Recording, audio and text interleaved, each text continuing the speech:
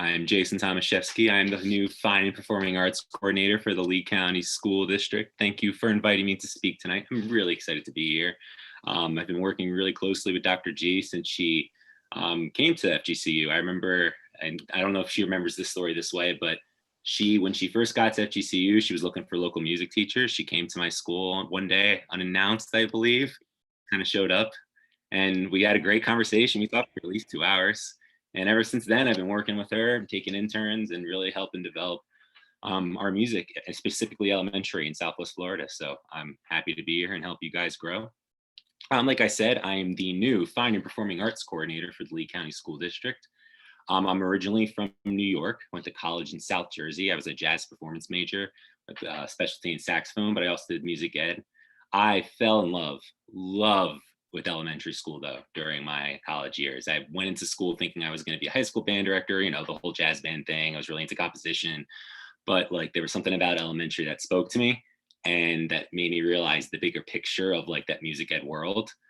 Though I love still playing and teaching the high schoolers and all that stuff, elementary is where I found my heart. My master's is in psychology and neuroscience. I'm really into learning about how we learn from a neurological level. So I studied a lot of like brain patterns and how the human brain actually like learns knowledge, specifically then applying that to music education. How does the brain naturally learn music versus some of the ways that we push music education into our students' brains? And then lastly, my doctorate's in educational leadership, because if you want to do anything in the field of education, that ed leadership's a nice degree to have. And Dr. G's nodding her head yes, because she agrees. So I'm brand new to this position. I started in October, and I learned some of these quick facts about the Lee County School District that some of you, if you're not from this area, may not know. We're the 32nd largest school district in the country. We're huge, which makes us like very viable for a lot of partnerships and deals. We have over 95,000 students. We have 48 elementary schools, 20 middle schools, and 15 high schools, and we're still building more schools. We're about to open a K-8 school blocks from FGCU on Three Oaks Parkway in 2023. I'm helping design some of the band, music, and dance rooms. Every school has a full-time music teacher. We're one of the only counties in the state of Florida that can state that you don't have to share yourself with other schools. And specific at the elementary level, every elementary has a music teacher. Our band, every middle and high school has a band program, as well as growing choir and string programs.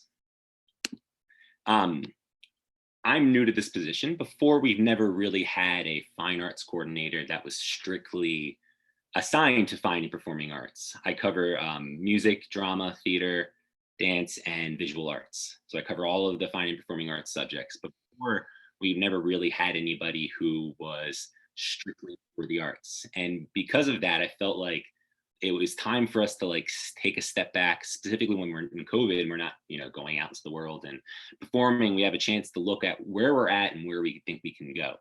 I've been working with some of the fabulous music educators that we have in this county that I see this new organizational philosophy that I think we can go through. I want to grow student musicianship and their ability to appreciate music. And I want to create a community of music educators that will help grow fine and performing arts in our county. Dr. G has seen this before and she's probably sick of it because she sits on a bunch of my committees, but these are my goals.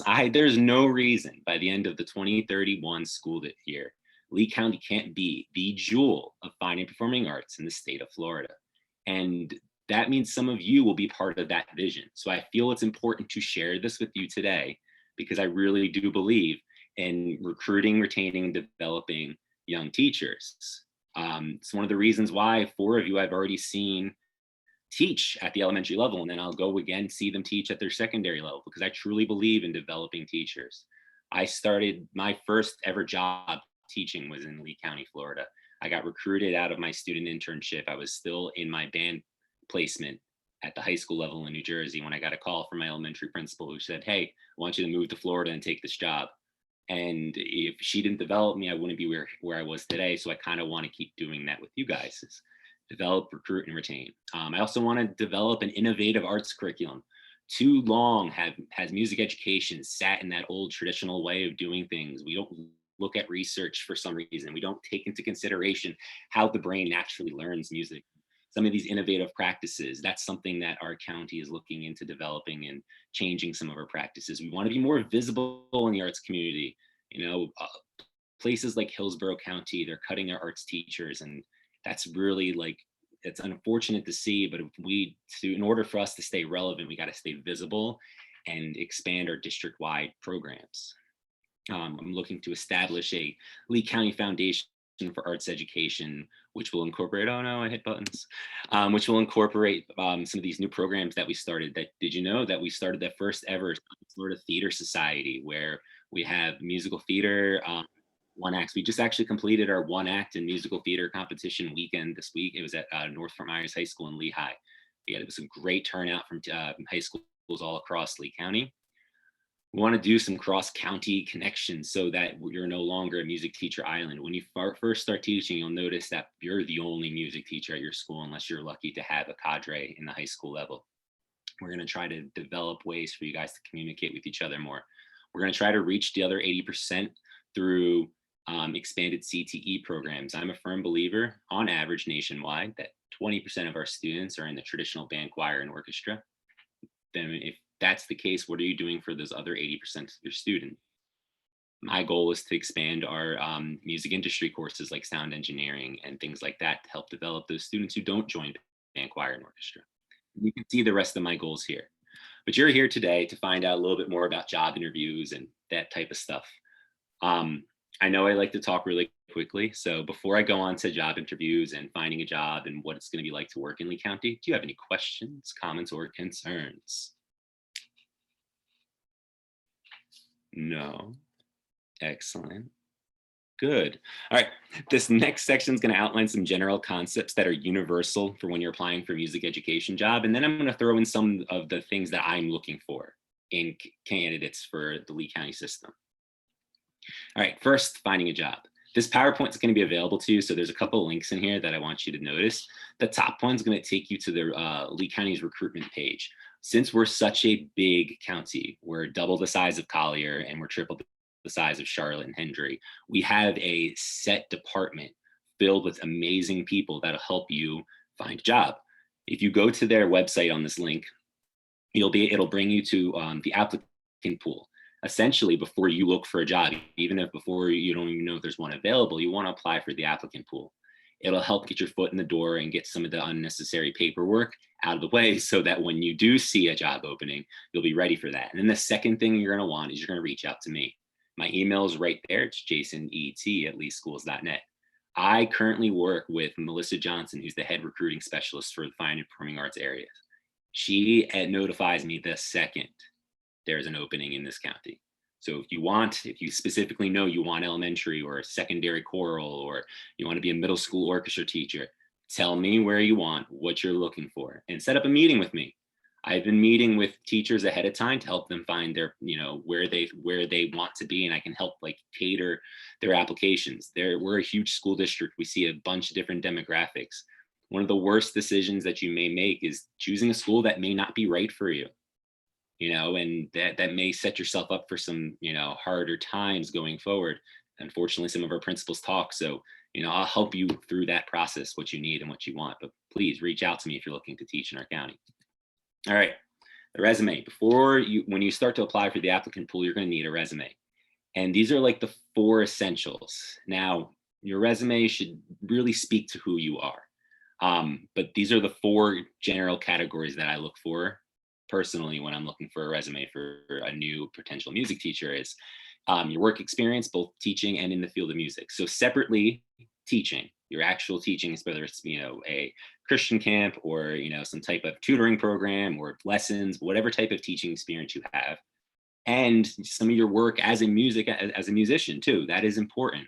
Being a musician is very important in the field of music education. Who would have thought? Organizations that you're a part of, that's a key thing. Are you a part of NAfME? Are you an ACDA member? Do you go to ORF meetings if you're into elementary? If you're being a part of a professional organization is huge. Lee County is actually pushing that every one of its teachers join some type of professional organization. They're actually sending a majority of its teachers to an Imagine Solutions conference next week because of it. They're really looking for people to be a part of NAfME, which all of you in this room as like, speaking to the choir, because you're all in NAfME because you're here for this meeting with me. So that's, you're already working ahead of that. Summarize your student internship the best you can. For those who are in their internship now, make sure you're documenting some of that stuff so you can include what you want, your highlights on your resume. And then summarize the qualifications that make you a fit for the school. All right. This is what most principals are looking for. And then I throw in a couple of things that I'm looking for. So when you are preparing for the interview, you may not know exactly what question you're going to be asked. But just if you prepare for some of these ideas and concepts, you can apply them to any question that you are asked. That was the best hint that I can give any young educator going into the field is don't prepare for a question, prepare for a concept so that you can apply it to that question later. So these are the top 7 things that most principals are looking for. And number 1 is legitimate love and passion for music education. They're looking for somebody who's excited to be a teacher, not somebody who secretly wants to be a gigging musician in California and just wants a paycheck. They want somebody who actually wants to better their school. And if you want to be a gigging musician, maybe that's something you don't look at. I'll be blunt. I'll say it now, and it's cool. Music. I gig sometimes on the side too, but it's the education part needs to come first. And that's what principals are looking for, because ultimately it's part of their school and their culture, and they want you to share that same passion. Most of them have got into education for that same reason. They were passionate about a subject, and they want to see that too. Strong communication skills. The key to any relationship, whether it be professional, personal, or love, is communication, right? So good, being able to articulate yourself in front of others, practice speaking a lot, practice answering your questions or just stating things out loud. Communication's key. In the arts, they're looking for problem solving and creativity in general. So being able to creatively find a different solution to a problem is something they're always looking for. Organizational skills. We talked about a resume, making sure it looks neatly and organized, that your emails are neat and organized. They're looking for that organizational skills, because once you're in the field, they're not going to be like, your lesson plan's not organized, redo it for me. They're just not, they're going to mark you negative and keep going. They don't have time to self-correct your stuff. So they want you to go into this, organized and ready to go. Your willingness to grow. They're looking for, a lot of times when a principal hires a new teacher, they're looking for somebody that they can mold. I was just speaking with one of my old interns who's teaching elementary music in the county, and her principal's raving about her because she's taking everything that she gives her and growing it and expanding it. Every idea the principal throws at her, she's growing with it. So you have to have that willingness to keep going, keep learning, keep going to professional workshops to learn about your skill and craft. Like I said, involvement in professional organizations is key. Join FMEA. If you're not an FMEA teacher teaching in this county, it's just it's not going to work, man. You can't. You have to learn how to keep being a teacher.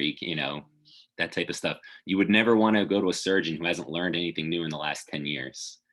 But try to do that with teaching. And then this is the biggest one, and this is something that I'm looking for. I was lucky to have learned how to teach music from 2 fabulous music educators at my school. I went to Rowan University in South Jersey, had a great music education program, and they stressed heavily. It doesn't matter how good you can play your saxophone if you're a music educator. Can you sing? Can you play piano? Can you move? What are your ancillary musicianship skills? Because when you're in an elementary room, it does not matter how good you can play, the Scaramouche suite. It's, can you sing this song to these kids so that they can grow? Can you accompany your choir on piano when you need to? Do you have the ability to demonstrate, complex mixed meter rhythms without, speaking them? Can you get kids to understand the basics of musicianship, no matter what you're doing, whether it be band, choir, orchestra? I've done some ancillary qualitative research since I've been into my position, where I go around and I just observe band directors. And the bands that we have in this county, the top bands, the ones that are the pride of Lee County, are the ones that kind of have that themselves too. They sing with their kids. They make their kids sight read their parts, before they even put the instrument up to their face. It's one of those types of things that we're looking for as well. And like I said before, your interview questions will differ. So just please prepare for the topics ahead of time. One big thing to include is your philosophy of music education. That's a huge one. They'll always ask you, what's your philosophy of education? What's your philosophy of music education? What's your philosophy of orchestra? And have an answer that speaks to who you are. But I do warn you about the common answer that most, what's the word I'm looking for? Uninitiated teachers give. It's the, oh, it raises math scores, it raises English scores, it raises science scores, music is math, or those types of things. Because what I've noticed is some of the principals in this county catch on to that. They're like, well, then why don't I just hire another math teacher? I want to know why you want to teach music. So be able to speak why music's important, not why music's related to the other subjects. Be able to speak to why music is important, because fine arts is great, and without music, the world's be able to figure out how to assess students. Like, I know music and assessment's like a weird thing, and some people are like, oh, you're not going to give a paper pencil test, but that they're looking to see how you're going to gain your students. Like, so if you're in the middle of an orchestra lesson, how are you going to know that your violinists can actually read the rhythms that you're doing? How are you tracking their evolution? How are you tracking their progress? Being able to speak, that's important. Two other things: be able to verbally walk yourself through a lesson plan. Describe how you're going to teach. We don't make teachers do live lesson demonstrations in the arts yet. That's the key word. I'm working with HR about making them do that now, because I think that's going to be an efficient way of getting some really good quality music teachers in here, because it's a common practice in other parts of the world. But be able to verbally walk your principals or the other interview team to get on through a lesson of how engaged your students are going to be, what are the process that you're going to apply to, whether it be band, choir, orchestra, or elementary. Same thing with the concerts. Those are super important to principals, because that's the face of the music program to the public. Whether it be an informative concert where you show them what they've learned in class, or it's something that your performing groups have practiced for. Be able to articulate how you walk your students through a concert, or through the concert process, is really important. And then also how you're going to communicate and be part of the team. All right, so I feel like I've done a lot of talking. I showed you what I'm looking for. Do you have any questions for me? I promise you I will not bite or anything like that. Mateo, you have a question. How do you know, before you started, you said make sure you find a school that's a good fit for you. How do you know if the school will be a good fit? What are the qualities or things we're looking at? So one, reach out to me, because I'll have a conversation with you and guide you through that process. But if you're looking for it yourself, really understand what level you want. Middle school and high school band are two different monsters. Understand, and I know we all can say that, but they truly are two different monsters.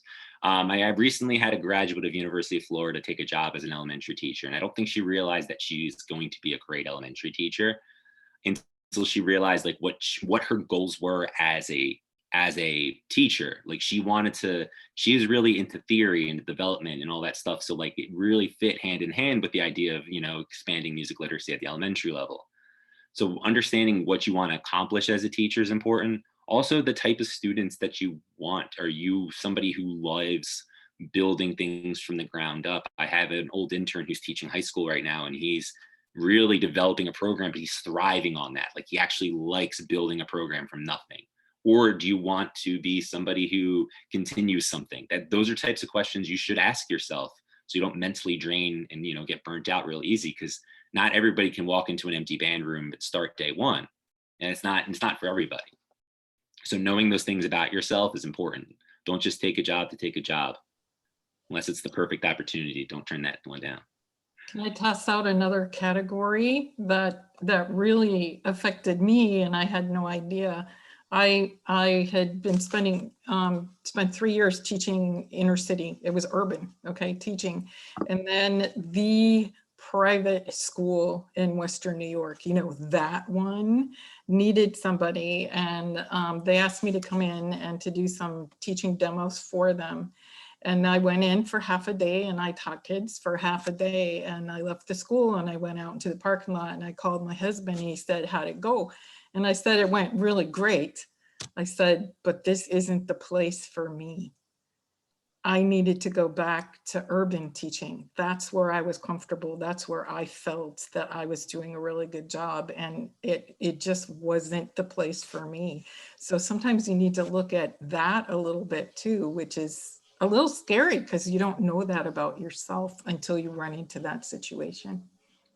And also, like, where you want to teach is important. I'm originally from Brooklyn. I was born in Brooklyn and then spent most of my life in Philadelphia. I've spent most of my life in a major city until I came to Florida because I was tired of living in a major city or near a major city or around a major city. Like Florida was the, my escape from that. It's a difference. I spent my entire life going into a quote unquote inner city school, an urbanish school, and that's where it's like it's a different monster here. It's the students, the demographics, the Title I students are different than the Title I students up north. And I enjoy it more down here than I did. And that's mostly because I lived it.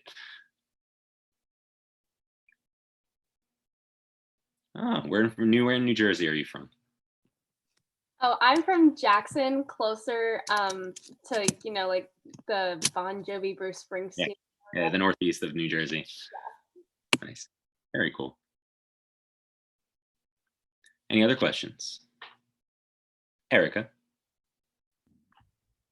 So let's say we're trying to get a job, and let's say, for example, like I'm a string person, and so if, for example, in the year that I graduate, there's not string positions available, and so let's say I want to do choir, is there something in particular you would ask me, knowing that voice is not my main instrument?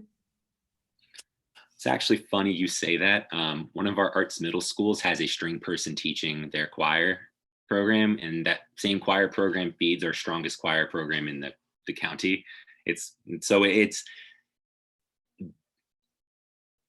unfortunately right now, a lot of times at the middle school level and sometimes at the high school level, you have to teach both. So you may be the choir teacher at one school, but you'll also be teaching orchestra.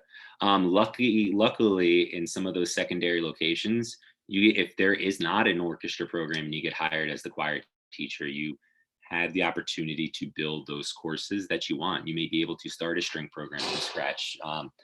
I will say that right now, and I think I invited you to that string builder meeting we have tomorrow night or 2 nights from now. We are talking about expanding our orchestra programs, so maybe they will be available for you.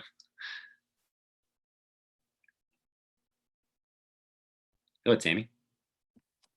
I just had if you could give one singular piece of advice to any student currently studying music, preparing to go out in the world, what is the one thing you would tell them? Learn how to sing. Like single-handedly. I know this sounds terrible, but as a saxophonist with a bass 2 voice, I had to learn how to sing. It was in college. My professor forced me to join men's choir, and I'm glad he did. And then I joined Master Singers and Dr. Brown's orchestra. I subbed for him now. I got to a point where I subbed for Dr. Brown's, bass section leaders whenever they're out at, for their symphonic chorale. But learn how to sing. Trust me. There comes to a point where when you're studying a score or you're teaching, an elementary kids a song, the ability to read the parts in real time is much easier than, all right, well, I have to on trumpet, teach their. Learning how to increase those musicianship skills really hurts. I know Dr. G stresses that, but I can't tell you how much your job will be easier if you can just sight sing a lot better and quicker. It saves you so much more time learning music for your lessons. Because if you don't know the music going into your lessons, I'm sure any of the interns right now who maybe tried teaching a lesson that they didn't fully know the song knew how it went.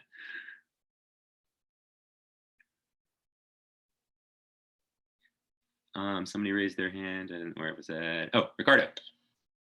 Please. Hi, I have more of a personal question, if you don't mind. What inspired you to go to shift from elementary teaching to being more of a fine arts coordinator? Oh, so that's a great question. I love teaching. I had some great teachers along the way. I've always wanted to be a teacher. When I came down here, I was lucky to have had three different principals at my school that really pushed me to take on more in the community. But I also saw the potential of this district. I saw that, wow, we have so many schools connected, interconnected. We have so much potential to grow. There's so much room to see, just to see like great things happen here. And I thought that I could be a part of that. I'm also like stupid into research and, helping grow that way. So I thought like, oh, that'd be cool. But I miss the kids every day. I went out to an observation today at St. Carlos Park Elementary, and I was watching this teacher work, and it's like, I wish I could be teaching right now. It hurts a little bit, but I do like supporting teachers and helping them grow too.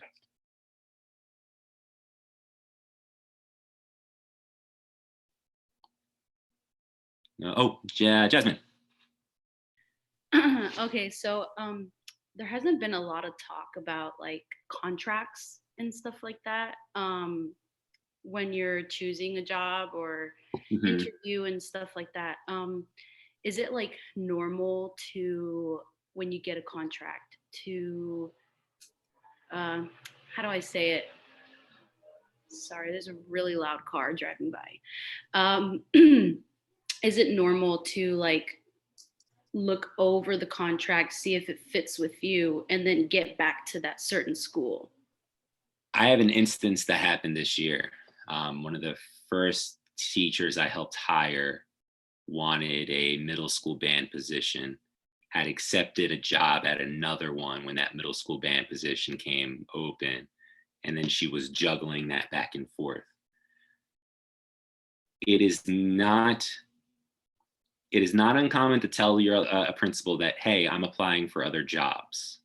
So if let's say you apply for two schools, one's high school band, the other one's middle school, general music position.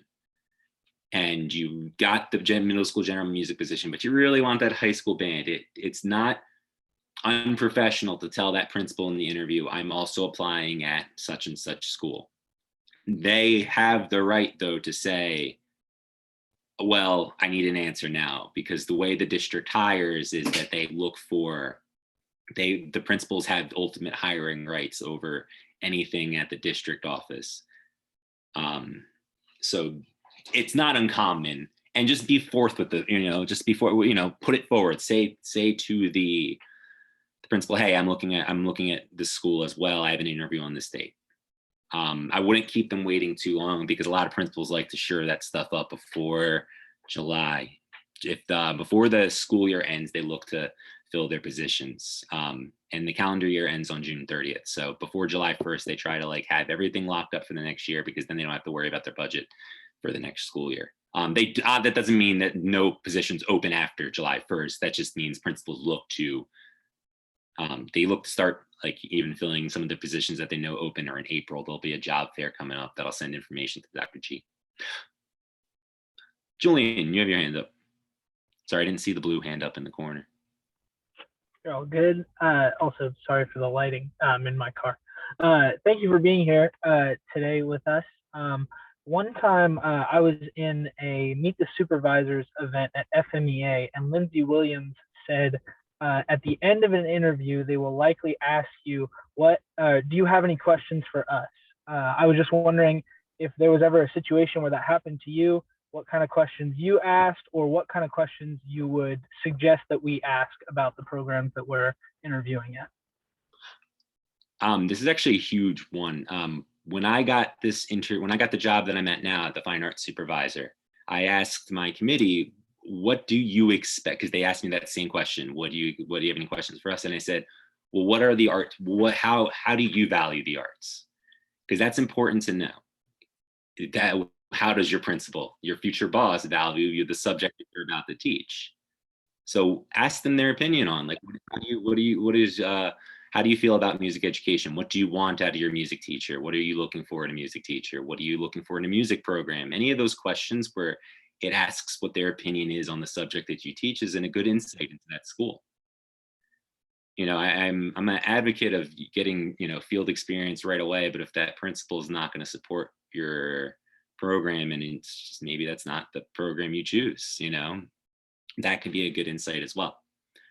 but asking them like, how do you value the program is important, because it gives you insight and also makes them self-reflect a little bit in a nice way. Mateo. So how does one go about looking for jobs during this? Like if I graduate during December, so coming spring is not a full, like it's not, the school year hasn't just started, or it's not during that ideal period. What is the process like then? Is it any different? It's not any different. It's still, I hate saying this out loud, we have a lot of turnover in this district.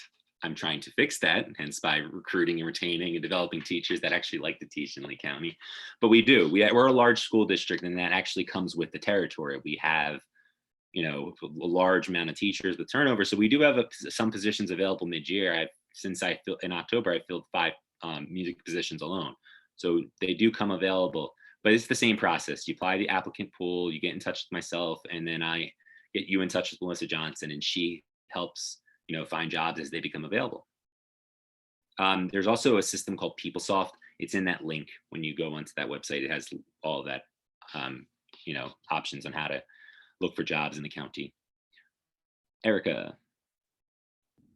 So I know you told us about some stuff that you're looking for and all that. But as like recent graduates, well, whenever we graduate, how do we compete against like teachers that might have more experience than us? And like, how do we go about that? Like, what would make us stand out versus them? Well, there's two things. Since I'm new to this position, principals are now looking for advice, help, and consultations from me. Before, they were left to their own devices to find and pick a music teacher. And I think that's part of the reason why we have so much turnover. So reaching out to me, talking to me about what your experience is, what your goals are for music education, all of that stuff is important, because then I can pass your information. I can be a recommendation for you based on that type of stuff. But the second thing is,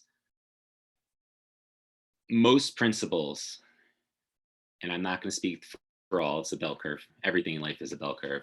But most principals in that center of that curve want a passionate teacher.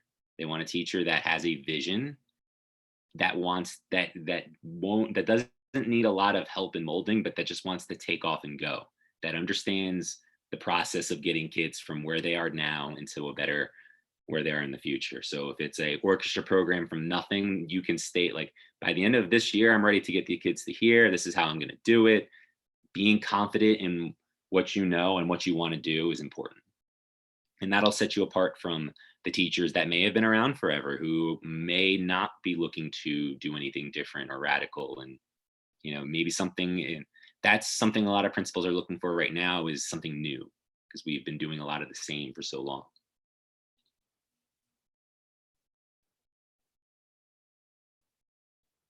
Michael. These are I have 2 questions. One is a very simple question. In the PowerPoint about the application pool, can we already start signing up for that, or should I wait after? No, you can start now. If you're in your final internship, you can definitely start now. You can, because you can start the application, and then like if it gets to a point where you can't answer it because you don't have your degree yet or anything like that, or your certificate.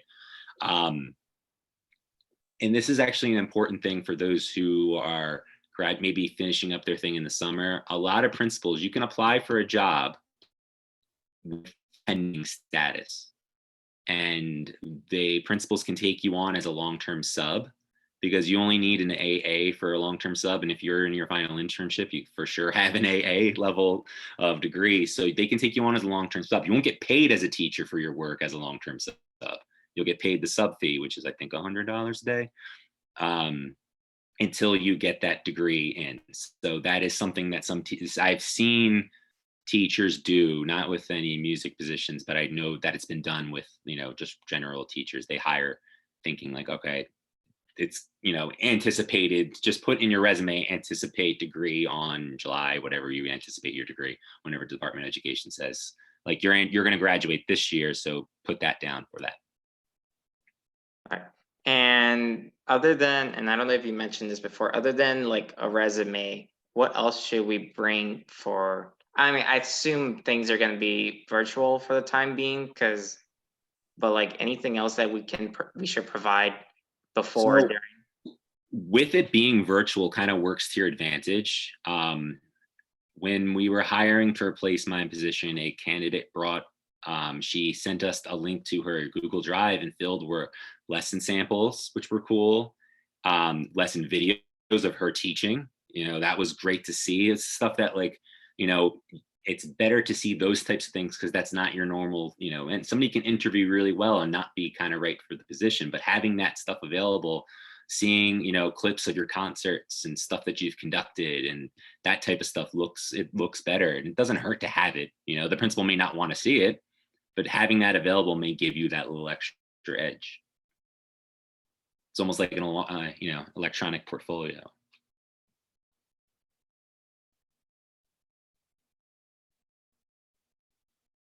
Brandon.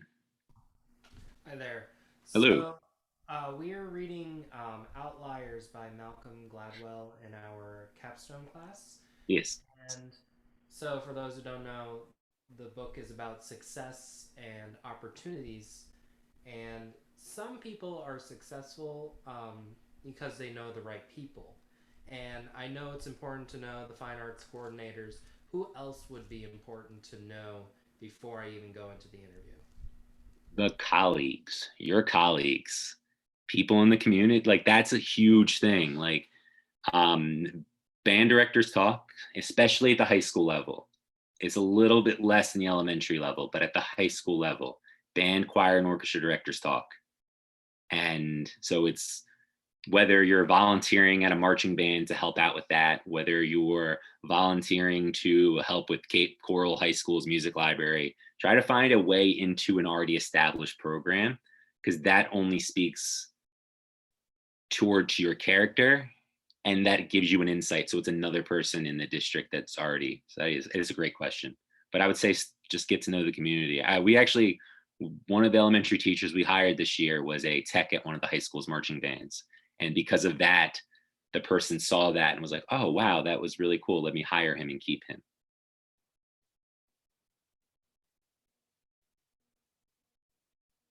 Oh, somebody wrote something in the chat. What if we want to go to elementary school?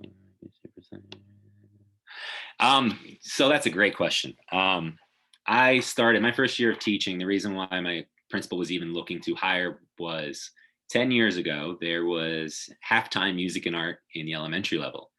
And what that means is at my school from September to December, they got music. And then from January to May, they got art. And they didn't have music again after December. That was it. And then the music teacher would go to another school. So there was literally half the music teachers there are now. And the year after that, that was this big hiring spree that everybody, we had 24 music teachers hired at once. So the program I had, as you can see, we only a halftime music teacher who probably didn't try very hard, was literally from nothing. Rama, and with Rama at that point in time was only 4 years old, and it was a Kmart 4 years before it. So it was so my school used to be a Kmart. It's a refurbished Kmart. It's on Alico and 41. If you ever passed that public shopping center, it's right in there. So the room literally had nothing. So you're talking about building from the ground up. It happens more often than you think at the elementary level. You may walk into an elementary school that has stuff that's older than your parents in the classroom, or you may walk into a perfectly manicured elementary room, but the students watched videos all day and didn't get into that, the real music education that we should be giving to those elementary students. To jumpstart it, do exactly what you know. Sing to the kids, play, have fun, get to know them, play a lot of circle games, dance with them. And then once you get them used to doing music that way, then you can start throwing that music literacy stuff at them and they start growing real quickly. Interview setting. Ooh, what's the most common mistake by new teachers? I tell you what's the most common mistake. I've sat on a lot of interview teams for various education, for various teachers. Assuming they care about your GPA is one. I know you're very proud of it. I know that's a lot of you are really excited about that. That's cool. Nobody cares in the interview setting. I know a lot of you are cheering about that. I will tell you, I did not have a great undergraduate GPA. I did for my doctorate and my master's, but look at me now type thing. That's one of them. The other thing I would say is not doing research about the school beforehand. You want to know your school, want to know the school that you're applying for, what type of students go there, where they come from, and what was there before. So like not knowing what's already there is important. So like, don't go in assuming there's an orchestra position just because they're hiring an orchestra teacher, try to do as much research as you can before you go in about it. AJ, so you're raising your hand, sorry. Yes, hello. So I know it's a little hard right now due to the pandemic, but is there any way that the NAfME chapter can get involved with schools in, like, say, Lee County? That's a great question. There's multiple ways that I want to include the NAfME chapter in my next couple of years. One, I'm starting an after-school strings program next year that so right now it's really sad to say this, and again, we're going to change this. 0.8% of the students in Lee County are enrolled in strings programs. If you think that less than 1% of 95,000 students are enrolled in violoncello or bass and viola classes, that's kind of like, it hurts a little bit. So to curb that, we actually starting a pilot next year. 12 elementary schools that feed to already existing orchestra programs are going to be having an after-school strings program where the teachers are going to be trained, but they're going to need some assistance from NAfME to help with, just teaching basic music literacy and things like that. We're also doing, for the first time ever, we don't have a district music library, so we need college NAfME students to help us manage and organize the district music library that might be housed at the district office, or it might be housed at high schools. I haven't decided yet. It's mostly if I can get the space that I'm fighting for at the office. I think I'm going to win that fight, but you never know. And then one more thing that I'm really looking to do is we're trying to do this big recruitment drive for the next couple of years. There seems to be data shows there's a fall off between 5th and 6th grade, and then for some reason 8th and 9th grade. And one of the reasons I think that is I hate saying this, I don't think music is as part of the culture as it should be, but not just about like recruiting, looking at 5th graders and saying, hey, you should join band next year. It's getting to those kindergartners and 1st graders and normalizing band to them from the start. Not saying that they should have instruments in their hands, but them seeing bands more, them seeing musical groups more. Next year, I want to see about getting college musicians out to various levels to show that there is life after high school, that there is music all the time, and it should be something that we celebrate as a lifelong practice, regardless if you major in music. Also, I have another question. So I know that there's a lot of Spanish-speaking students down here in this area. What's the next highest demographic of students? Like, what language should we also be looking into other than Spanish? So that depends on the school area that you teach in, and this is gonna sound strange that my school is the largest population for Hindu-speaking students in Lee County at Ramsey Page Elementary, but it was only at Ramsey. It's partly because we were so close to Health Park, and we had a lot of medical professionals from India that lived in our area that wanted that if they didn't send their kids to private school, they sent them to Ram. So we had a lot of, and some of those students came straight from India and didn't have English fully down yet. If you're in of the Northeast Lee County, it's Haitian. Shockingly enough, North Cape, it's German. So it depends on the, I know, there's a big pockets of Germans in North Cape. I used to be the testing coordinator for my school, and I would see the demographics, because when we have to order specific tests for those students, you see different, populations of those. But I would say district-wide, it's Haitian Creole. There's a little German there though. Makes Dr. G happy. Haben Sie einen Job für mich? Shout. I would love to teach in German again.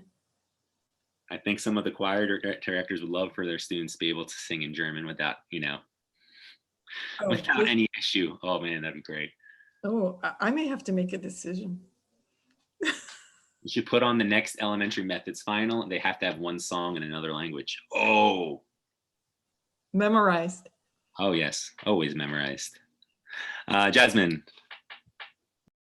So this might be like kind of like a dumb question, but so you said earlier about like doing as much research as you can on like a school that you're thinking about applying to. Um, how would you do that? Like what would you look into? How would you talk to other people, or would you, like, I don't know how I would begin to research a school. Well, luckily we live in the age of social media. It was a little harder in the past, but every school now by the state, and they're pushing this. My executive directors, the people I report to, or who are in charge of the principals at these schools, are pushing Twitter and Facebook hardcore on all their principals to keep a image going, and that's been like that for the last couple of years. So I would check their school's Facebook page. Every PTO at an elementary school has a Facebook page, regardless of what school it is. Look at that type of stuff. Search for any news articles that they posted. Have they had a recent fun event, like when I applied for Rama, I did that same research, and there was an article in News Press about that they had a surprise carnival day, and I brought that up in the interview, and she was like, "Oh, you know about our carnival." So and any news press articles, but social media is going to be your friend. They're going to be able to tell you about the history of some of the events that you have, and then each school's website itself will give you like a rundown of the demographics, like what type of students go there, what's the socioeconomic status, what even some of their test performances. Like it'll tell you, like, we've been in A school for 4 years and we came from a D school the year before. So like I would say 3 sources: news, social media, huge, and then the school's actual website.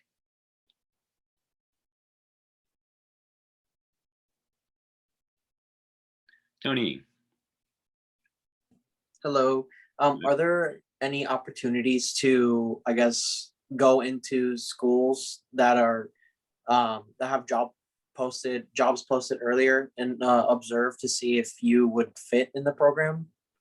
Unfortunately, not during COVID, but in the future, I Oh, hope to allow that to happen. I like I said before, I want to make it more normalized that we audition just like we auditioned to get into music school and auditioned for our sophomore proficiencies and our senior recitals, and we're used to that. I kind of want to normalize that for the job field too, to a little bit, to enough to get us a feel of that. But I want to make that a priority in the future. Unfortunately, not right now.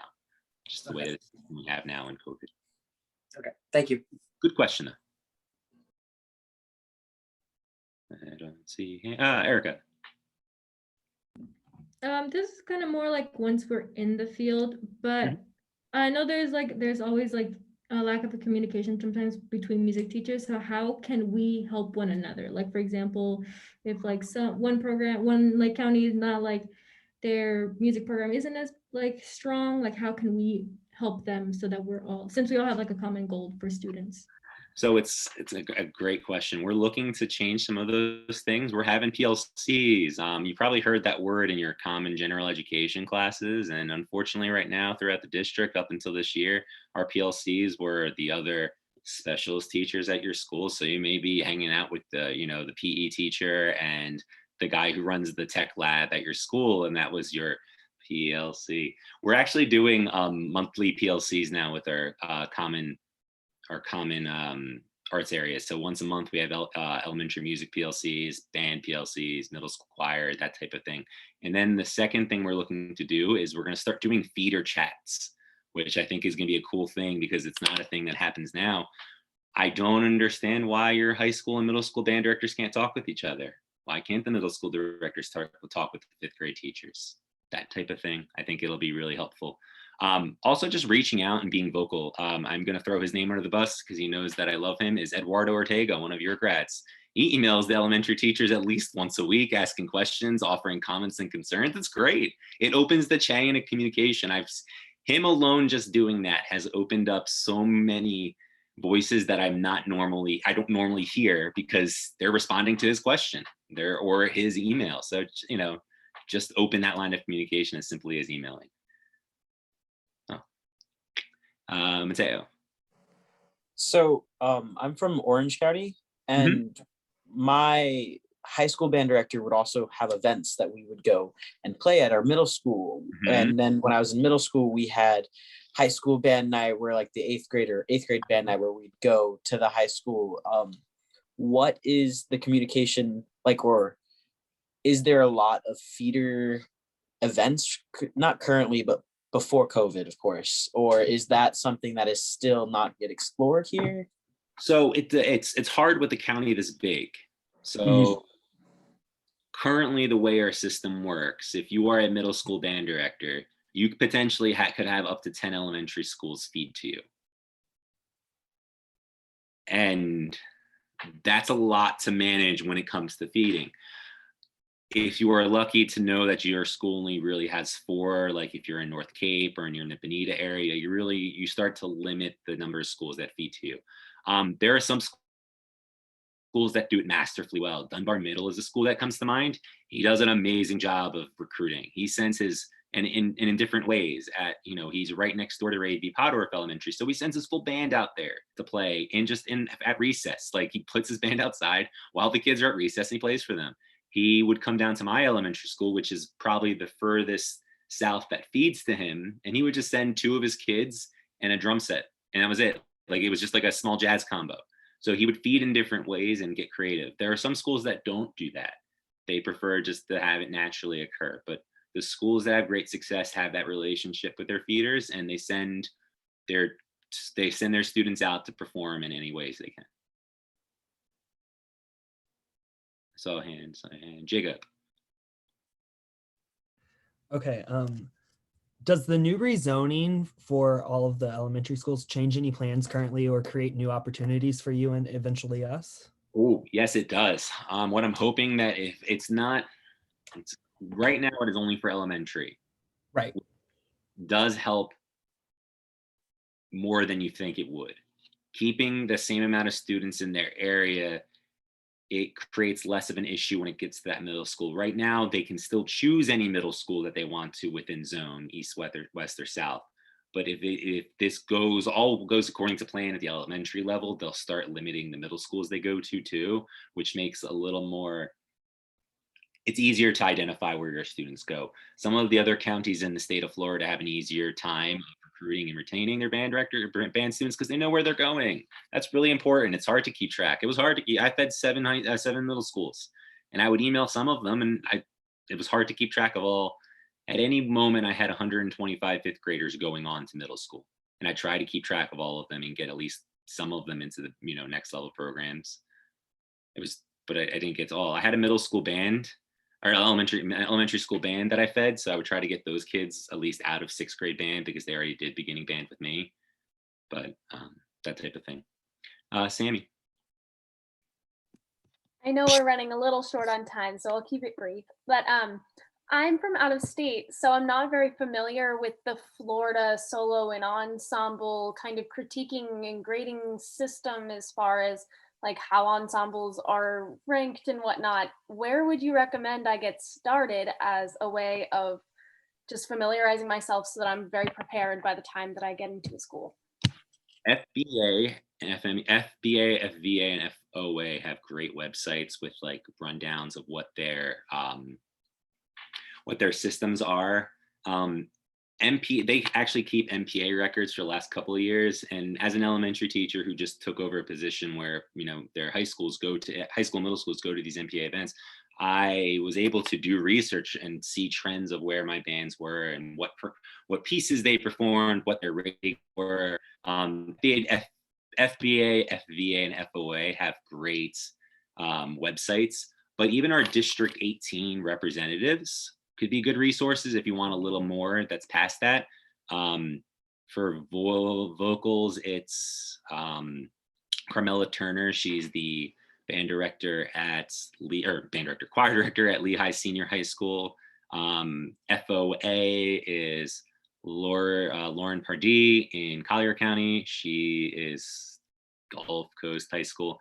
And then the band director is also he's at Barron Collier. It's the band director. Barron Collier is the FBA president right now. I think Barron Collier, I think it's Brett Robertson.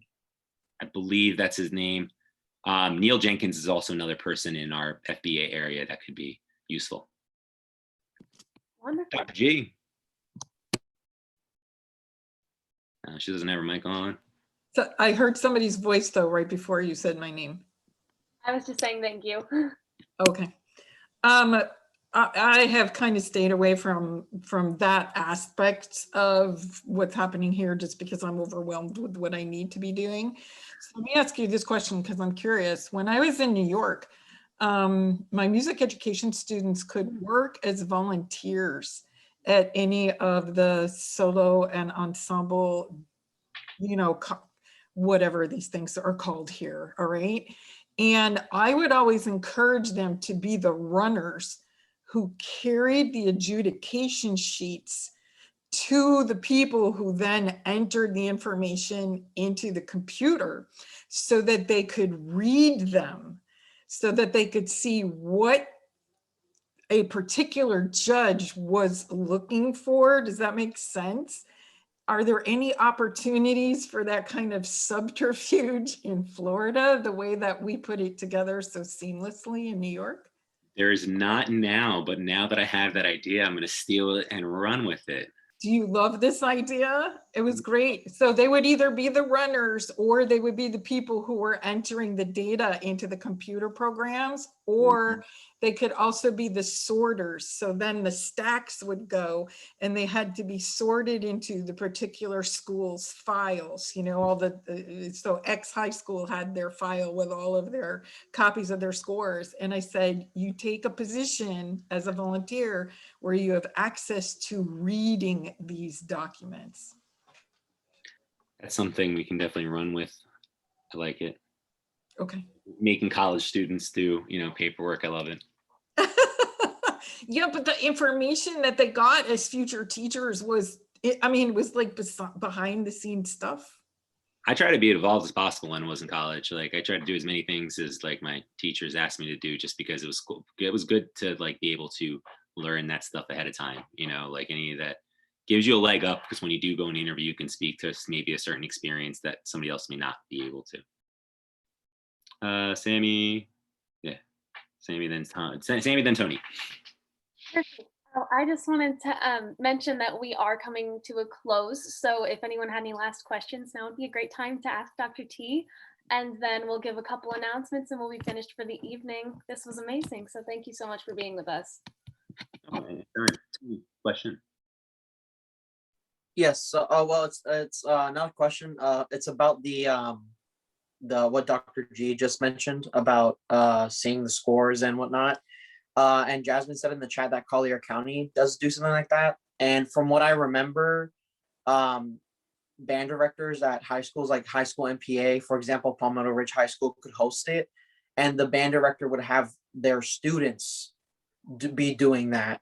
And so if we got in contact with band directors around MPA season and asked them if we could have college kids, students going in and doing that instead of their kids, then maybe they could do something like that. But then again, COVID and the protocol and, you know, having off-site people come and visit, I don't know what it's like, but a lot of both Collier and our county have very similar policies. Skip Party, who's my equivalent in Collier County, we wrote our performing arts policies together just to make sure that they lined up, because we try to make sure that Lee and Collier have very similar practices, just because we're same area of Florida. We feed ultimately the same type of students. Yeah.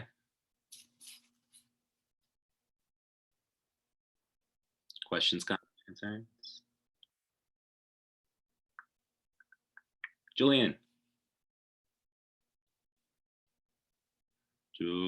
raise his hand.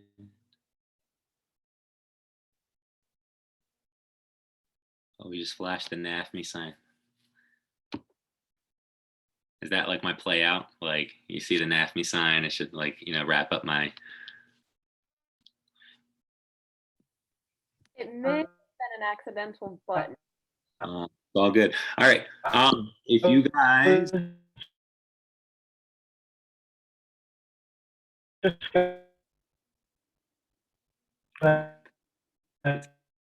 Jumping and hello? It's not just me who's got the feedback, right? Okay, cool. Just making sure. It could be all in our heads. We don't know that until we say it out loud. All right, well, not to keep you any further, if you need me, I will send that PowerPoint out to Sammy and Seth, and then my email will be attached. Please reach out. I would love to talk to you guys before you even finish. Even if you're a sophomore and you're looking to be more involved in the county, please reach out. The best way to start your career in music education is to get involved with the community that you want to teach in. And even if you're not looking to teach in Florida, if you're from another part of the country and you want to move there, or you've lived in Florida your entire life and you want to try something snowy, more power to you. So please reach out. I'm only going to try to be an asset to you guys to help you guys grow. And I appreciate it. Thank you very much. Thank you so much. Thank you. Dr. G, did you get my text message about the library thing? I did. I wrote a few things down, so I'm working on it. All right. I want to make that happen. Yeah, no, I think this is really great. I love it. All right. And we won't tell them what we're talking about. No. So they'll be like, what? They'll just say they'll have to call me to reach out, or reach out to me for more information if they want to be involved in some of these cool practices that we're going to start. Right. So yeah, this is cool. It's a great idea. I love it. Mom's the word. All righty. Well, thank you so much. Students, before you leave real quick, I want to make a couple quick announcements while I have everybody here regarding some chapter related things. Just be 1 second. If you're interested in running for office, or a underclassman that is interested in running for office, the last day to submit nominations for executive board positions to Erica will be February 28th. March will begin the month of campaigning. And then March 31st, we will have our virtual elections. And then April is the transition period between officers. So yeah, most of you are seniors. That doesn't really apply to you, but in case you know anybody, pass it along. All right. Have a good night. One more announcement, just very quickly. Sorry, but our NAfME Collegiate chapter is having an advocacy week on March 22nd to the 25th, where they're going to meet with state legislators to advocate on behalf of music education in the state of Florida. Everyone is invited to attend that meeting. There is a form to sign up. It's due March 5th. If you'd like any more information about that, I'm going to be forwarding that email to all of you and also posting about it on our Instagram. So make sure you are following the FGCU _NAfME Instagram. We post a lot of really important information on there about our chapter and things coming up. But if you're interested in advocating on behalf of music ed to some of our state legislators, definitely let us know. Thank you. Bye, everybody.